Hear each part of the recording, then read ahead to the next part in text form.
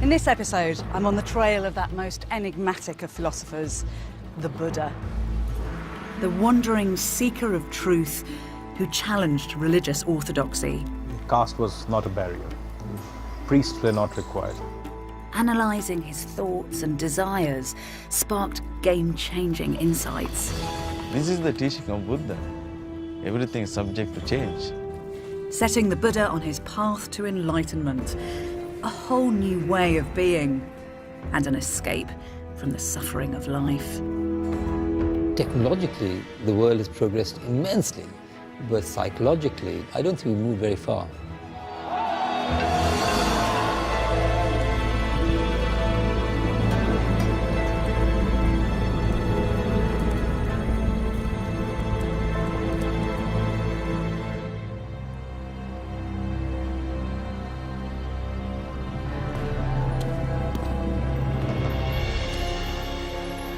Around 2,500 years ago, a young man made a life-changing decision.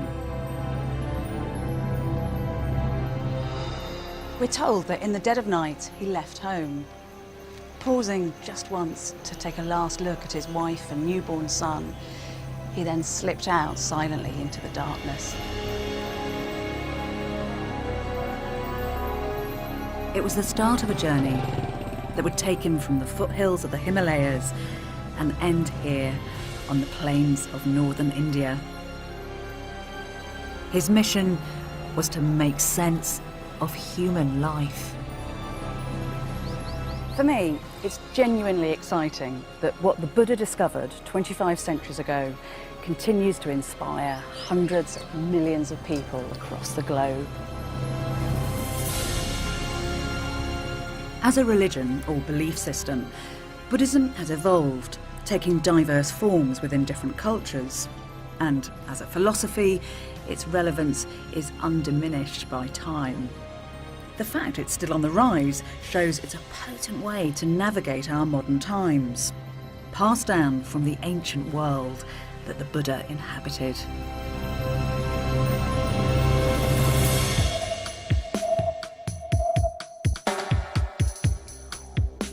Most of what we know about the Buddha is based on oral accounts that were written down a few centuries after his death. They tell us he was born sometime between the 6th and the 5th centuries BC, in what's now southern Nepal. We're told he was a prince, Siddhartha Gautama, good-looking, skilled in weaponry, and prophesied to achieve great things. But his father, the king, was worried, because it was predicted his son would do one of two things: stay in the king's palace and become an emperor, or leave home and become a great religious leader. The king, preferring his son to be a more conventional emperor, surrounded the prince with luxury to attach him to a worldly life. The streets were cleared of all unpleasant sights, so he was blissfully unaware of the suffering in the world. But the plan backfired. One day, whilst out in his carriage, he unexpectedly saw an old man. Later, he saw a sick man, and then a corpse. Witnessing the pain and frailty of human existence shook him to the core. When the prince saw a holy man, he was inspired, and his destiny was sealed. I have to say, this colourful account of the Buddha's early palace life does have more than a ring of fable to it. It feels like a kind of textbook, heroic story. But it does also seem to reflect a real existential crisis. The Buddha observed that our lives were permeated by suffering. His quest was to find out if there is a way to overcome it.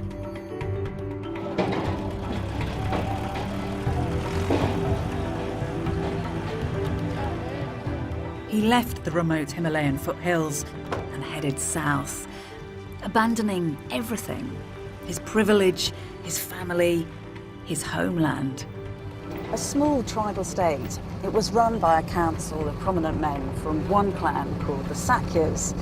Now, it looks as though his father was probably a clan leader from a prosperous family, not the great king that we always hear about. As the Buddha headed south, he experienced the cultures of neighbouring states for the first time.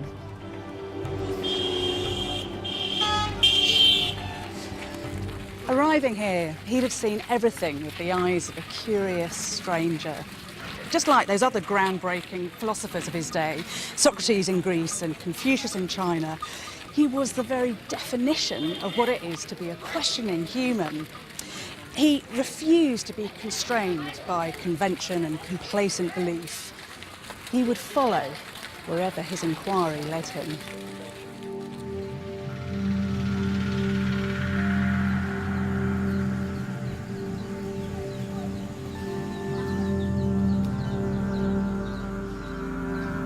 One of the first things the Buddha would have encountered was the religion of the Brahmins, a priestly caste who dominated the cultural landscape of the Indian world.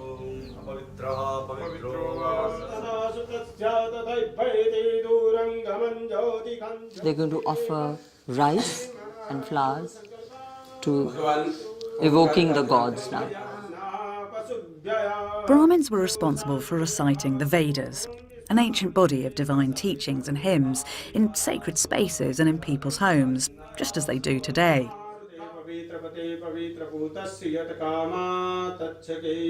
Another key role was to perform sacrifices, to persuade the gods to sustain the order of the cosmos and deliver prosperity.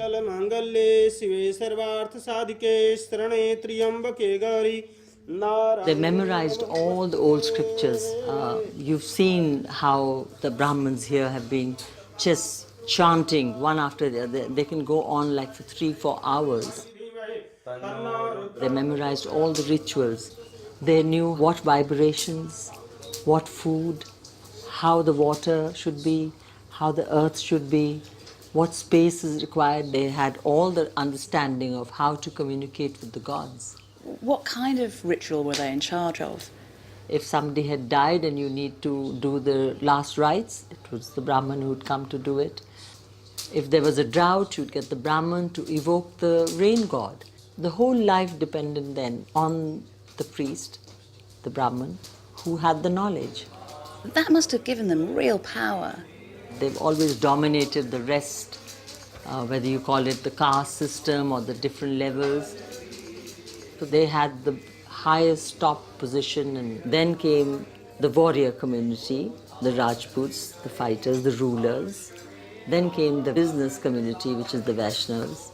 And then came the community that did the service, the cobblers, the blacksmith. And that was the Brahmanic society.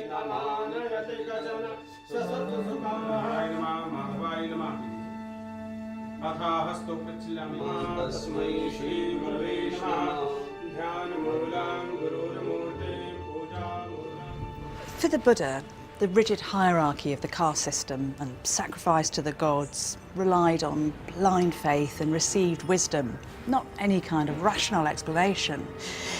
He passionately thought that there must be a more robust, a more credible way to understand and explain our place in the world.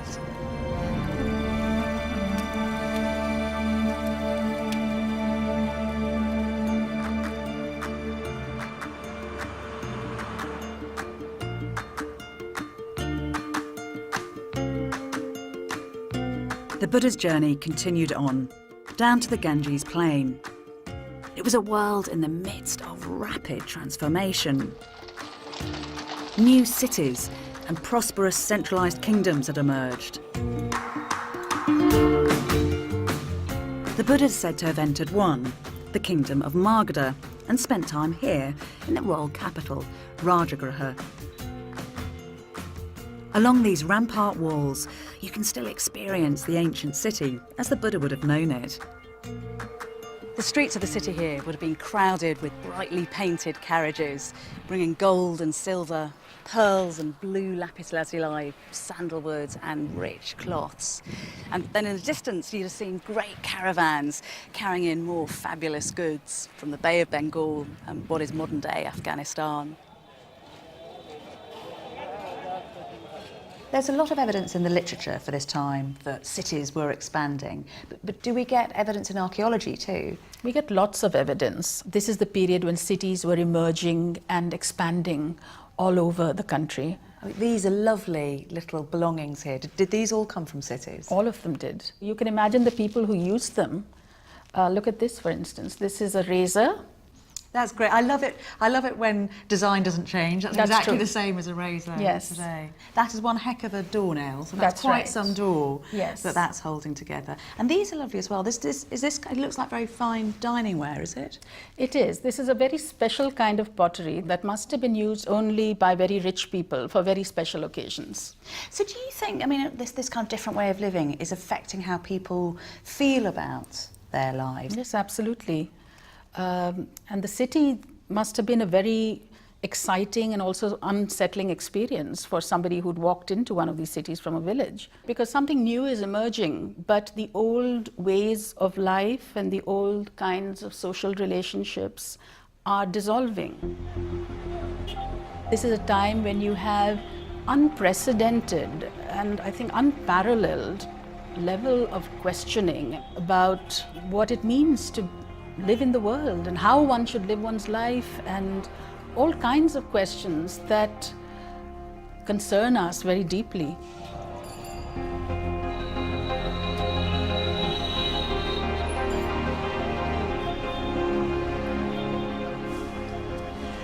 Cities were a real paradox. They did offer dazzling new opportunities, but they also cut people loose from everything that they knew, from their tribe, from their land, from ways of being that hadn't really changed much for millennia. So they were wonderful, but they were also actually quite threatening. People must have wondered what life was all about and how they should now best live together. It was a time of intense questioning. Can we control our desires? And the Buddha would play a vital role in that debate. What is justice? By now deep into his own personal quest, he engaged with the most intractable question of all. What happens to us when we die?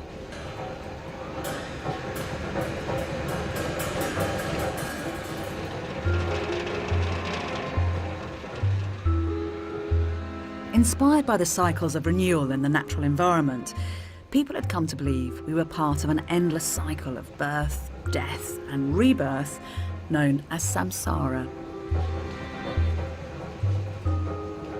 Samsara is a powerful idea that was really current at the time of the Buddha. The idea of a birth followed by rebirth, followed by rebirth in the cycle of time. But humanity's always been aware of the cycle of life. So what made samsara different?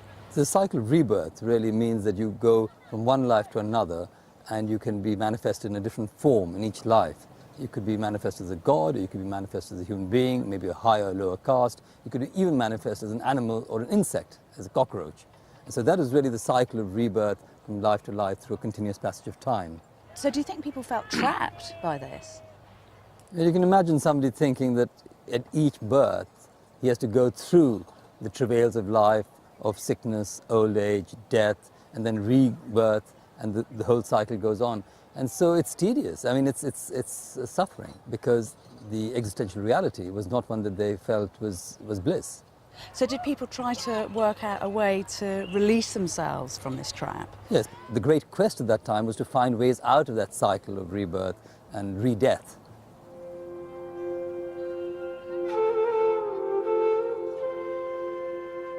For the Buddha, the rituals of the Brahmins weren't the answer to the perennial suffering of life. They didn't seem to offer a permanent solution to samsara. But he was convinced that a mechanism to completely break free from the cycle altogether could be found. And he wasn't alone. A wave of truth seekers had left their families and homes to wander the earth in search of the solution. Renouncing everything, some chose to live in forests, which is where, we're told, the Buddha went looking for them. For the Buddha, self-discovery came from examining your own individual experiences and then drawing logical conclusions from them. So, in order to try to evaluate the ideas of these new thinkers, he decided to try out their methods firsthand.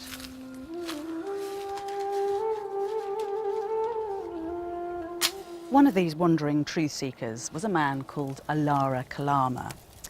Now, the solution to the problem of samsara, as he saw it, lay in directly experiencing the permanent, the eternal part of ourselves, the part that survived every rebirth.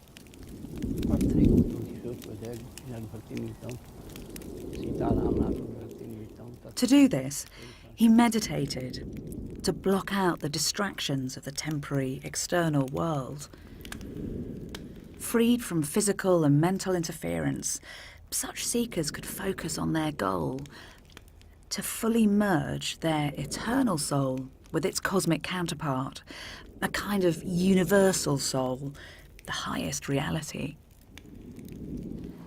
The idea seems to have been that by creating union between the microcosm, the individual self, and the macrocosm, this world soul, they would achieve liberation.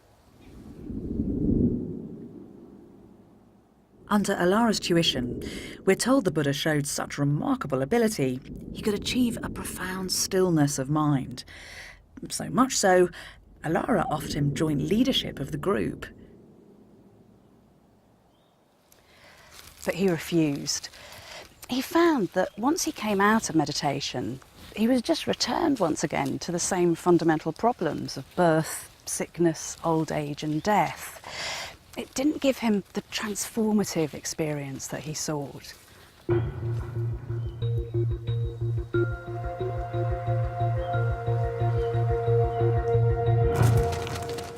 But the Buddha didn't give up.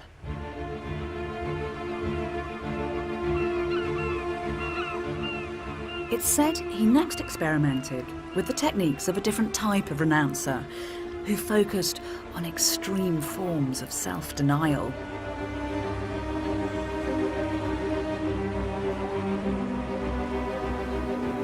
These type of renouncers also believe that the material part of our being is an obstacle to liberation.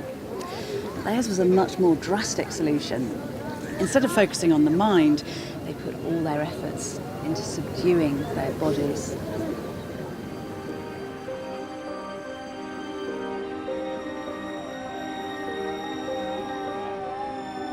Some groups believed that all human action left a negative dust on our soul, weighing us down in this life and trapping us in future rebirths. Some fasted, some stood stock still for months on end. Others endured the heat of the midday sun, all to burn off the results of their previous actions. Extreme measures to allow space for the permanent soul to expand to the size of the universe, eventually liberating them from samsara.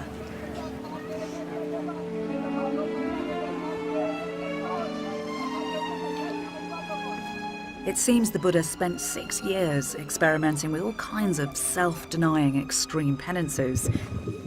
He tried a technique of holding his breath for longer and longer periods. He walked around naked. He ate tiny amounts of food, just 1 grain of rice a day. We're told that he almost died. His bones were like the rafters of a derelict house, and you could actually feel his backbone through his stomach. But despite all this, he wasn't making any progress. The pain was clouding his mind. The austerities weren't providing a solution to suffering. They were just making him suffer even more.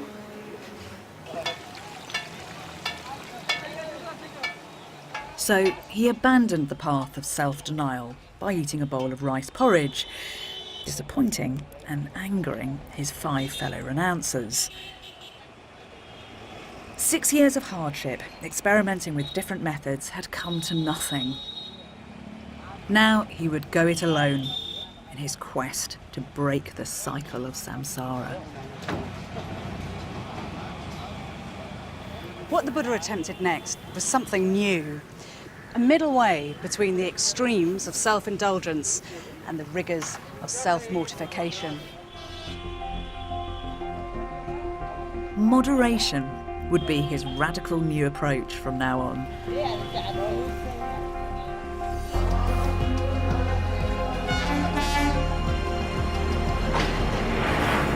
The Buddha's change of tack would bring greater clarity to his examination of the human condition.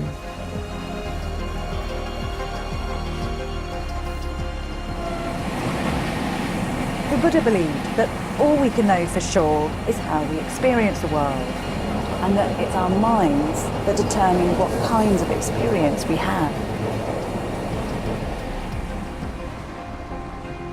Using his meditation skills, he interrogated the internal workings of his own mind, and what the Buddha discovered contradicted the assumptions people held about the permanence of the soul. He realised that the external world as we experienced it was constantly changing, and that we were constantly changing too. Our material form, our sensations, our mind, our consciousness, our character, all in perpetual flux.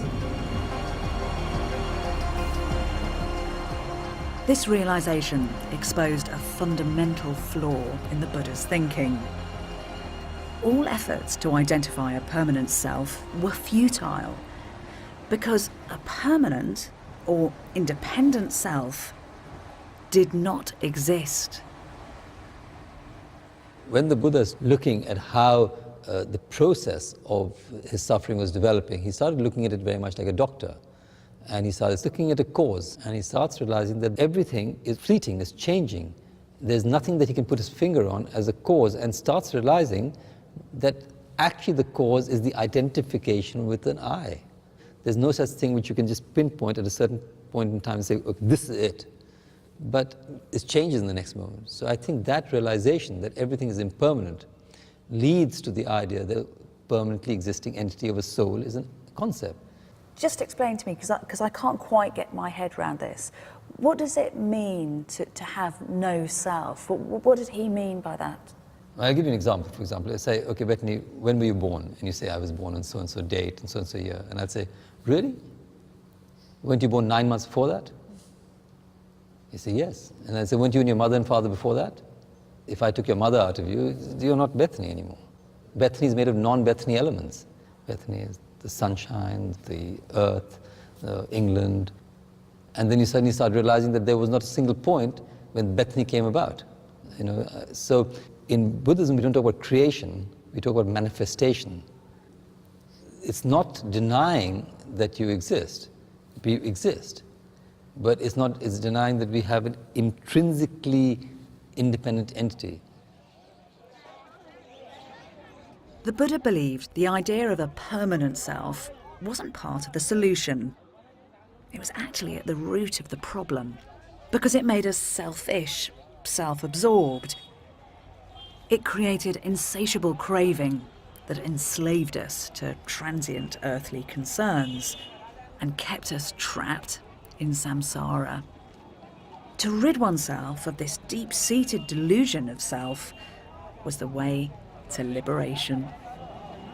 That realization allows you the freedom not to get caught in the I, me, mine, which is really the fundamental cause of suffering. And then he says, oh, then there is a way to overcome suffering. That's a sort of aha, wow. So his teaching was based around rediscovering your nature, which is non-self nature. The Buddha's self-analysis revealed the answer. If we could extinguish the delusion of self, we would see things as they truly are, and our suffering would end. We had the capacity to take control of our lives. The Buddha seems to have recognised that there's a plasticity to our minds and characters. Living in the world with the right attitude is fundamentally empowering. Basically, know yourself and the world is yours. It's cognitive psychology, 25 centuries before the phrase is invented.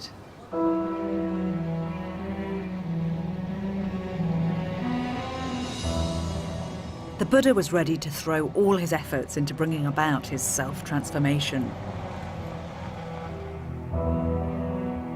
Arriving on the outskirts of a small village, he found a beautiful stretch of countryside with a pleasant grove nestled on the banks of a sparkling river. We're told that one night, age 35, the Buddha came here to Bodh Gaya and calmly sat underneath the ancestor of this very tree. Today, it's a pilgrimage site for many millions for one key reason. Because this is where it all came together.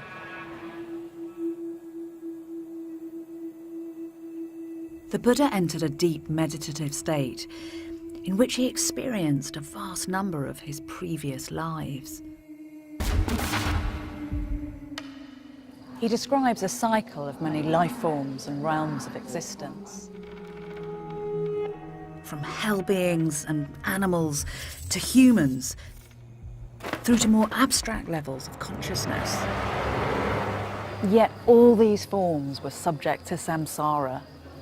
Even a god would eventually die and be reborn. But finally, the Buddha moved beyond these states. Searching deep in his humanity, he was able to root out and permanently extinguish craving, ignorance, and delusion. He had finally broken free of the cycle of death and rebirth and attained enlightenment, nirvana. Unshakable is the liberation of my mind. This is the last birth. For me, there is no more renewed existence. Later, the Buddha would discourage speculation about the nature of nirvana. Describing it was like asking what happened to a flame once it had been blown out. And yet, this was no less than a solution to the human condition without the need for heavens or gods or metaphysical knowledge. This was a state of pure liberation, directly experienced from within.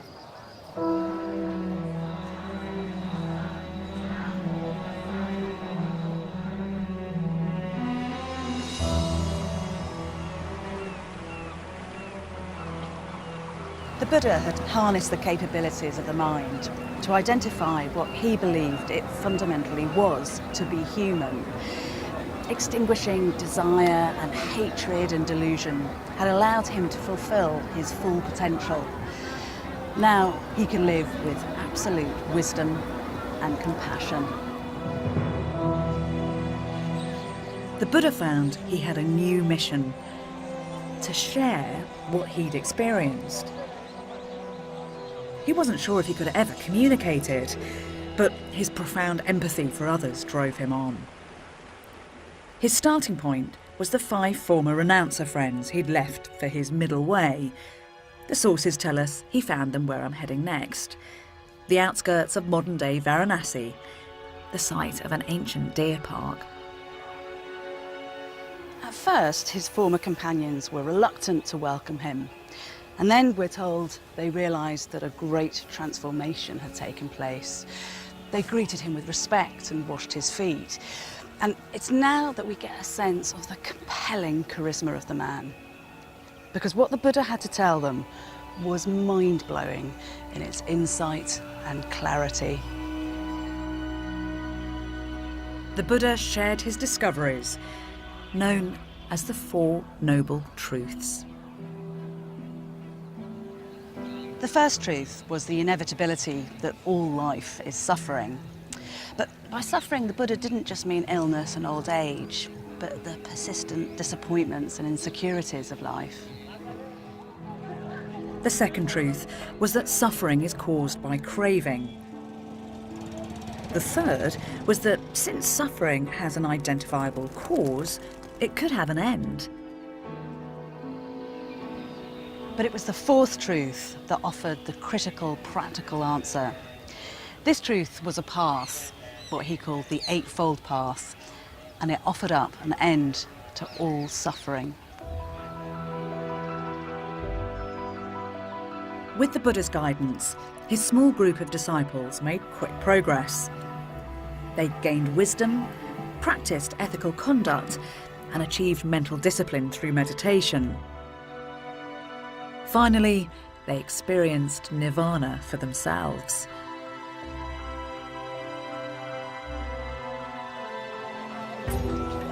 But whilst liberation was in theory open to everyone, in practice many couldn't afford the time and the effort. The Buddha, however, had a message of hope for those who remained trapped in the cycle of death and rebirth. By completely reformulating the long-established concept of karma. Traditionally, karma referred to significant action, which it was believed could improve the quality of our rebirth in the next life. In the early days of Brahmanism, karma was synonymous with ritual action performed by priests on behalf of the higher castes. The lowest castes had little prospect of improving their lot through this ritual form of karma. Buddha changed karma from ritual action to the thought of that action. So the intent of that action was more important than the action itself. If you thought well, or if you had good intentions, then you could change your destiny, you know. Not necessarily in this life, but in future lives as well, you know. That's a key shift, isn't it? That is a very major shift in the understanding of the notion of karma, you know. From ritual action to an individual's choice of doing good. You know, they have to be good human beings. And that's the fundamental thing about Buddhism. So that's not just a kind of philosophical shift, that's a change in society. Absolutely. He took it out of the hands of the priests who were empowered to change the destiny of men and gave it in the hands of people who are practicing Buddhism. So it doesn't matter what class you're from, actually, No. or what gender? You could be anyone, you could belong to any caste. It didn't really matter. Everybody had the choice and the freedom to improve, to become a good person.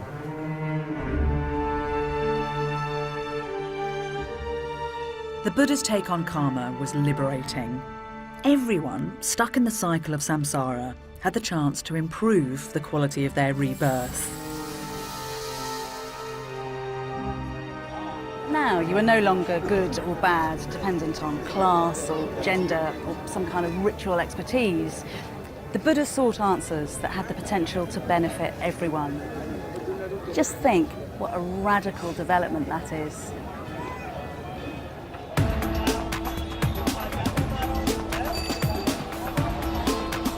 The Buddha's democratization of karma attracted the attention and support of one class in particular: the merchants and traders who'd fueled the rise of Indian cities. According to the conventions of Brahmanism, contact with anyone outside your caste resulted in contamination. But of course, by definition, merchants were interacting with different people and different cultures the whole time. Now, Buddhism didn't have any kind of a problem with that. Some merchants felt disadvantaged by the caste system. The Buddha's inclusive message gave them a greater sense of place in society and channeled their aspirational instincts. The wealth of merchants, like good karma, was by its very nature meritocratic. It wasn't in some way preordained, it was won and accumulated through your own efforts. The Buddha's take on the ancient ideas of karma offered ordinary people a way to a better moral life. He helped to create the belief that action and intention in our everyday lives had real consequences. Coins like these were a brand new common denominator, just as karma was now a kind of moral currency for Buddhism. It's easy to imagine how with things like these in your pocket, you could understand how you could secure future benefit by building up merits. The Buddha had revolutionized ethics. We could no longer blame any external force, like a god, for our decisions. We were entirely responsible for our own moral condition. The buck stopped with us. In essence, this is the same rallying cry that we hear from those other great philosophers of the age, Socrates and Confucius. To find answers to the universe, first look within. Be your own lamp, said the Buddha. Seek no other refuge. These are exciting thoughts. The idea that you don't just have to be a victim, but a master of your own fate.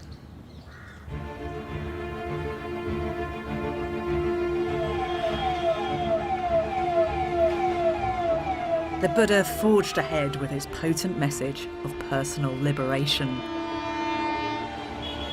It's said he crisscrossed the central Indian plains, giving public talks in cities and the country to anybody he thought ready to hear his message.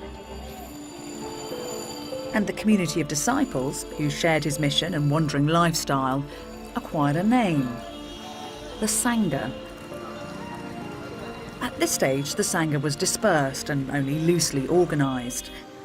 But according to traditional accounts, when the Buddha came here, to a forest on the outskirts of Rajagriha, the Buddhist order would take on a whole new direction. The king of the city, Bimbisara, heard that the Buddha was camped outside and went to visit him with 120,000 Brahmins. On hearing him preach, we're told that each and every one of them, including the king, begged to be received as lay followers. We know that with people, when we meet some people, we immediately feel a sense of reverence, a sense of humility in their presence, and yet they don't seem inaccessible. He was, I feel, very charismatic. People were, in a way, entranced by him. I think he was able to understand the psychology of the person. He had a sort of intuitive sense of what the person needed. He was not saying, I'm the one who knows. He said, you try it. And this spirit of free inquiry that the Buddha was really encouraging was quite revolutionary. Following their meeting, Bimbisara was said to have donated a bamboo grove on this very spot as a retreat for the Buddha's growing community. Winning over wealthy patrons would be crucial for the future of the Buddha's message.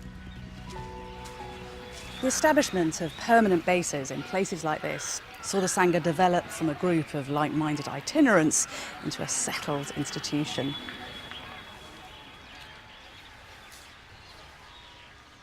The Sangha at Rajagriha became the model for something entirely new. Soon, a network of monasteries, the first known monasteries in the world, sprang up. Places where the Buddha and his travelling disciples would stay during the monsoon season. The movement was changing, and the Buddha's role would change too. He taught that each monk was an island and responsible for themselves, but now he's believed to have created a comprehensive set of guidelines. In early Buddhism, there was only few monks, so there was no need of rules, because those who become monks were very highly intelligent and highly spiritual. They have the clear intention, comprehension, why I am become a monk. So they never done anything wrong. But gradually, when the numbers growing up, to maintain excellence, peace and harmony, he prescribed the different rules and the discipline. And amazing to think that 2.5 millennia later, you're still living by those rules. I think we need more rules because in the modern time, because we have to face so many things. That time only India, now there is the whole world. There are 227 rules for monks, enacted every day. And it is amazing to think that in these words, we could be getting a glimpse into the mind of the Buddha and his early followers. The Buddha's thought to have adapted his rules in an ad hoc way. He was a pragmatist, not above changing his mind and listening to reason, even when it came to the thorny issue of including women. At the very beginning, they were regarded as a bit of a burden because they needed protecting. But the logic that liberation should be available to all meant that really they had to be included. And we're told that the Buddha himself eventually declared that nuns should be part of the Sangha. The rules of the Sangha are eminently practical. Self-discipline and resourcefulness are enshrined into daily life. They dictate what you can own and what you must give up. Monks are allowed to have 8 possessions. There are 3 robes basically. It is to look ugly, not too beautiful. We have to have a small needle and the threads. But nowadays we don't stitch because we have ready-made robes. This is the razor. It is very troublesome to keep hair. Yes. So we leave it, everything. This is the ball. Begging bowl. Of monks. So this, you collect food and drinks, alms from other day. people. And why do you get your food from outside? Why don't you produce it yourself? Because monk has to depend on the people, the society. So we have gratefulness and gratitude. So what we return to them, our compassion and wisdom. Monks can be a guide to the people, to the society, to show the path to wisdom, to show the path to peace, and to show the path to happiness. Apart from that, monks has no other connection, relations to the lay people whatsoever. But you've had to leave your family in order to become a monk. Yes. In fact, family life is always full of that kind of miseries, that kind of obstacles and troubles, so many. So, living in a family life, one cannot practice a simple, holy life in order to achieve the spiritual heights.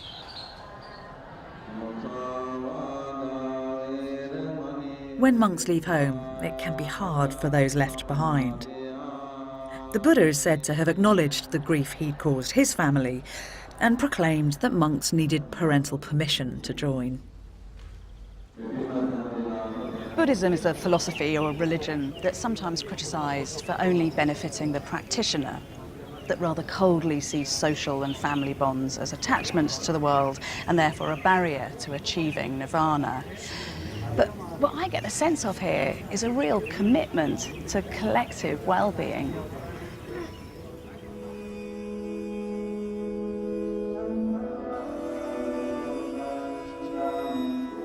The Buddha hadn't shut himself away after his enlightenment. His insights had heightened his concern for others, and he'd spent over half his life helping those around him to alleviate their suffering. The Buddha's insistence on the absolute value of compassion is something that really impresses me. Just listen to these words of his, some of the very earliest ever written down. Let no one deceive another, nor despise anyone anywhere. As a mother protects her child, with boundless, loving kindness, cherish the world. Love without limit. How can you argue with that?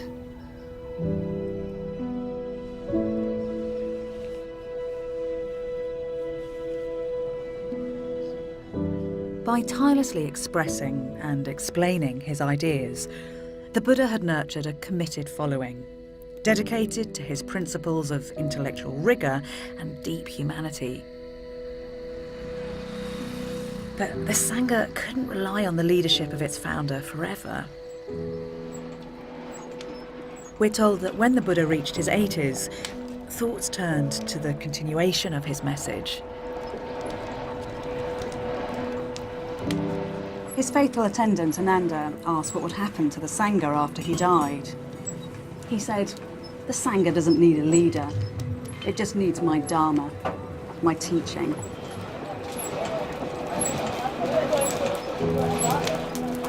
After accepting a meal at the house of a humble blacksmith, it's believed he contracted food poisoning and quickly became very ill.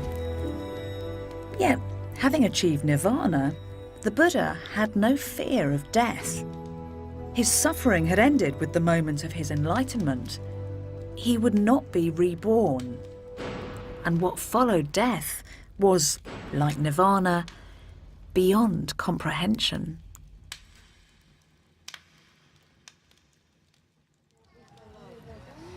Just before he died, he told his fellow monks to simply keep seeking enlightenment. It is the nature of things to decay. Be attentive, and you will succeed.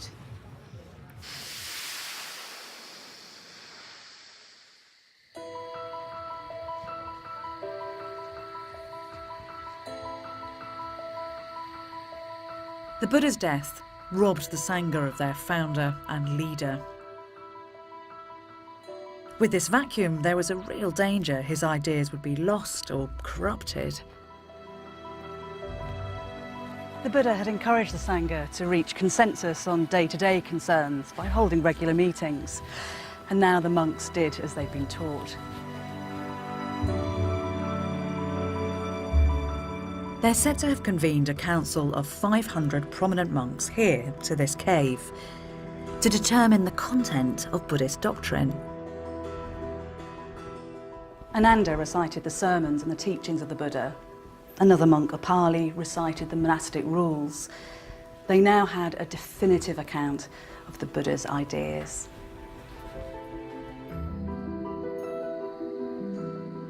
For the next few centuries, the Buddha's message was kept alive by the Sangha. But ironically, Buddhism's expansion to the wider world would come courtesy of a despot.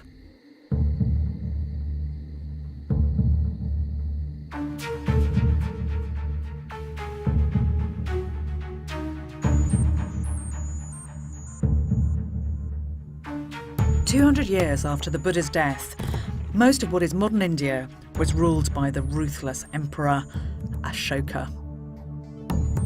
This well in Ashoka's ancient capital, Patna, is believed to have been his purpose-built torture chamber. We're told that here, Ashoka's sadistic head torturer would prise open the mouths of his victims and pour molten copper down their throats.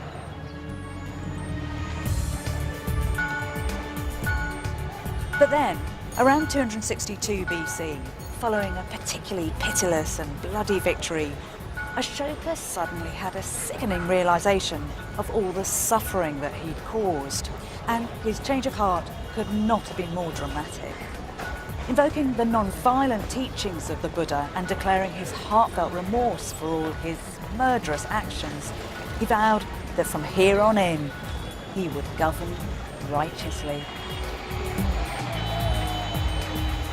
The reformed emperor set his new beliefs in stone. He sought out sites associated with the Buddha's life and erected pillars up to 15 metres high. In doing so, he marked them out for the benefit of future pilgrims.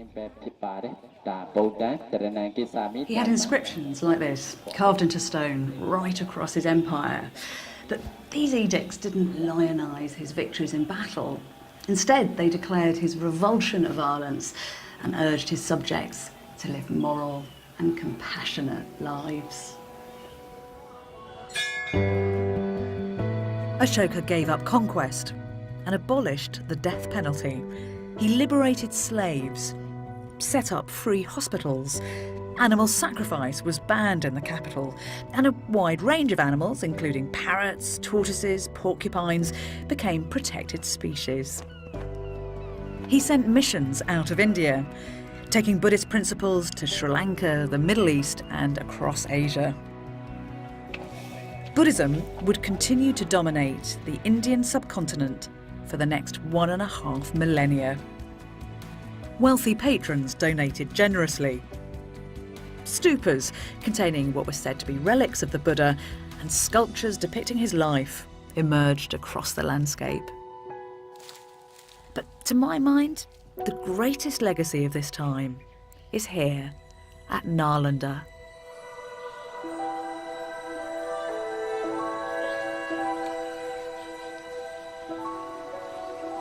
It is just such a treat to be here because this place has a claim to be the oldest university in the world. We know there was a serious educational establishment here from at least the 5th century AD, and you have to try to imagine it in its heyday. It would have been buzzing with international scholars who came from as far afield as Indonesia, Tibet, China, Turkey and Japan. It had a huge campus with thousands of students. 200 villages supplied the students' practical needs. Maths, politics, literature were all studied here, but there was particular emphasis on Buddhism. Thousands of Buddhist manuscripts were housed in a 9-storied building. It was the envy of the medieval world. One Chinese scholar clearly adored it here. There are richly adorned towers and fairy tale turrets, roofs covered with tiles that reflect the light in 1,000 shades. There are observatories and the upper rooms tower above the clouds. These things add to the beauty of the scene. Renewed interest in Nalanda's legacy of inquiry has been led by Nobel Prize-winning economist Amartya Sen. Do you think that the Buddha would have approved of what went on at Nalanda? I should think that he very much would have approved. It was inspired by his ideas. It's inspired by the idea that we have to solve problems by reflection, by knowledge, by critical examination. You know, he tried fasting and it didn't do anything for him. And he decided that by torturing the body, you don't improve your mind. You improve the mind by cultivating the mind. Some people might think it's counterintuitive that Buddhism is being taught at Nalanda alongside maths and science and grammar, but it's part of that kind of practical understanding of the world, isn't it? Well, it's part of a Buddhist understanding of the world too, namely that you have to be concerned with those issues that move people, which include mortality, disability, morbidity. It wouldn't be seen in any kind of conflict with Buddhist studies, because Buddhism is also about human life. What would you say the Buddha has to offer the world today? One of the things that Buddha identifies is that it's possible for you to agree on good action without necessarily agreeing on a bigger metaphysical view of the universe. When I was fortunate to get the Nobel, I gave the bulk of that money to have elementary education, elementary healthcare, and gender equity. At the same time, I don't have any great belief in the religion and God. But it was the Buddha who changed the question from, is there God, to questions like how to behave no matter whether there is God or not. And I think that's a game changer.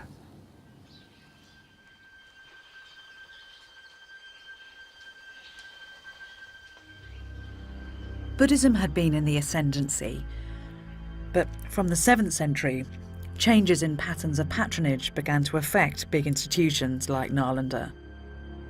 Gifts from rich benefactors ebbed away.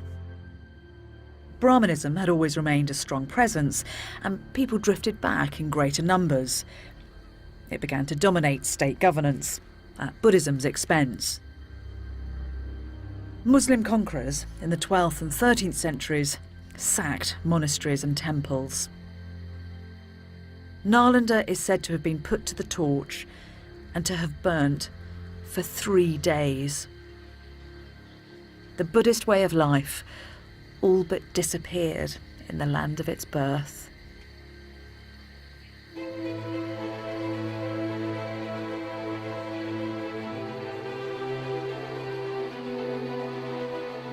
But Buddhism was already on the move.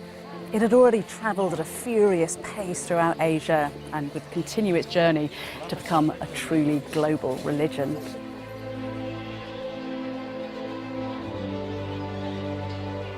With no single sacred language, no inflexible dogma, Buddhism was ripe for export. It's an adaptable philosophy that's become a diverse belief system. As it spread, it cross-pollinated with other cultures in numerous unexpected ways. For some, there is life after death, and the Buddha is a figure of devotion. Since the 20th century, it's even been implicated in violent nationalist struggles. But at its heart, the Buddha's message remains the same, that whilst change is inevitable, we all have the power to direct that change. By gaining wisdom, we can reduce suffering. The Buddha's life is a fascinating one from an age that made history. But we can relate to him on a very personal level. His need to find answers to the human condition in the here and now is one that I'd argue, deep down, we all share. He offers practical solutions to help overcome the desires and delusions which fuel hatred, jealousy and greed. And arguably, his greatest gift is deceptively simple, that it's compassion, empathy and knowing who we truly are that makes both us and the world better. Whether you're a Buddhist or not, the humanity and hope of that message still burns bright today.